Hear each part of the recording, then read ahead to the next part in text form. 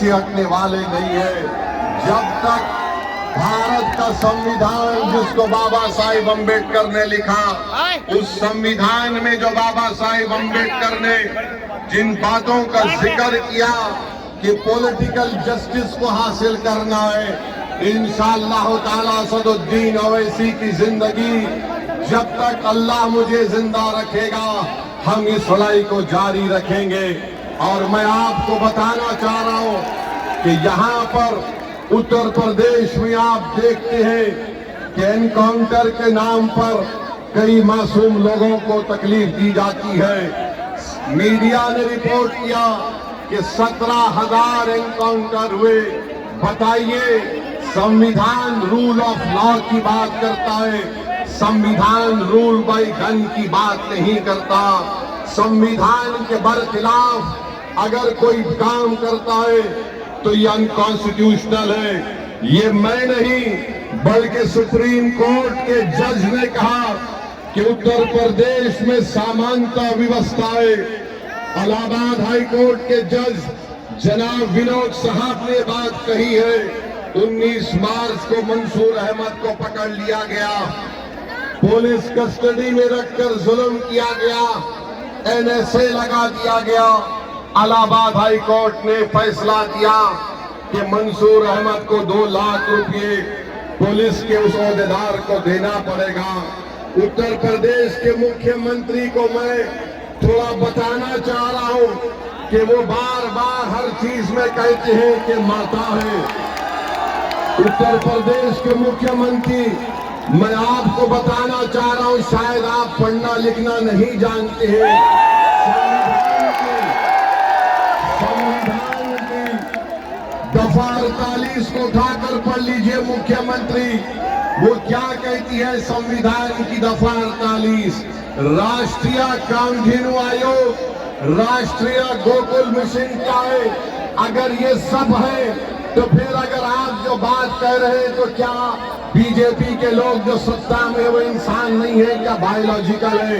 मेरे अजीज दोस्तों और बुजुर्गों, जो मुस्लिम अकलियत को निशाना बनाते हैं, मैं उनसे पूछना चाह रहा हूं, क्या उत्तर प्रदेश पूरे भारत का सबसे बड़ा बीफ का एक्सपोर्टर नहीं बन गया? 40 से 60% बीफ का एक्सपोर्ट उत्तर प्रदेश से होता है और मुख्यमंत्री इस पर खामोश हो जाते हैं। मैं आपको बताते हुए तकलीफ महसूस करता हूं कि संभल में मुस्तफा कादरी मस्जिद को गवर्नमेंट की जमीन कहकर शहीद कर दिया गया और वहीं पर वाराणसी में असगैर शाहिद मस्जिद को शहीद कर दिया गया रेलवे लाइन कहकर। और उत्तर प्रदेश में संभल की मस्जिद को जब तोड़ दिया गया तो मस्जिद से पुलिस ने बताया कि वहां से पोस्टर निकले जिस पर लिखा हुआ था आई लव मोहम्मद। मैं बताना चाह रहा हूं कि दुनिया के जितने मुसलमान हैं उन तमाम का ईमान यह है कि हम मोहम्मद सल्लल्लाहु अलैहि वसल्लम से मोहब्बत करने वाले हैं। हमारा ईमान ही मुकम्मल नहीं होता जब तक हम मोहम्मद सल्लल्लाहु अलैहि वसल्लम से मोहब्बत नहीं करते हैं। अगर कोई उत्तर प्रदेश की सरकार ये समझ रही है कि पोस्टर दिखाकर आई लव मोहम्मद के दिखाकर आप उत्तर प्रदेश या भारत के मुसलमानों से मोहम्मद सल्लल्लाहु अलैहि वसल्लम की मोहब्बत को कम कर सकते, हम मर जाएंगे मगर हमारे मरते वक्त भी हमारी जबान पर होगा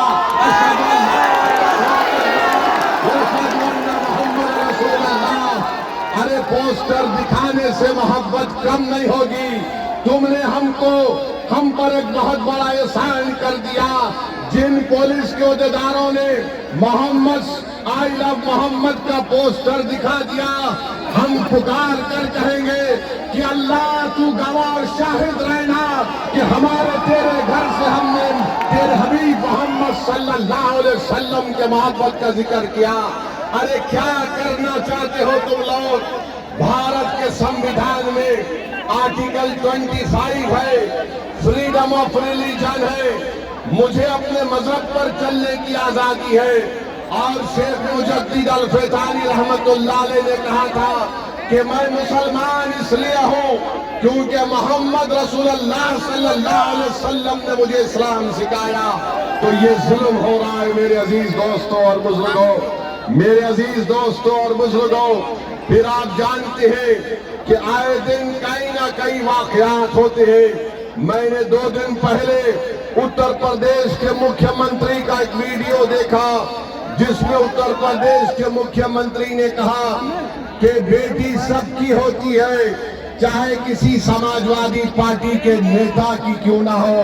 हम उत्तर प्रदेश के मुख्यमंत्री से कहना चाह रहे, अगर समाजवादी पार्टी के नेता की बेटी को आप बेटी समझते हैं तो मुजफ्फरनगर कांड में ऐसे कई मुस्लिम महिलाओं की रेप हुआ था, अस्मत रेजी हुई थी, बलात्कार हुआ था। क्या उत्तर प्रदेश के मुख्यमंत्री उन 6 मुस्लिम महिलाओं को जिनको अभी तक इंसाफ नहीं मिला, क्या उनको अपनी बेटी समझकर वो उनको इंसाफ दिलाएंगे? इसका जवाब उत्तर प्रदेश के मुख्यमंत्री को देना पड़ेगा।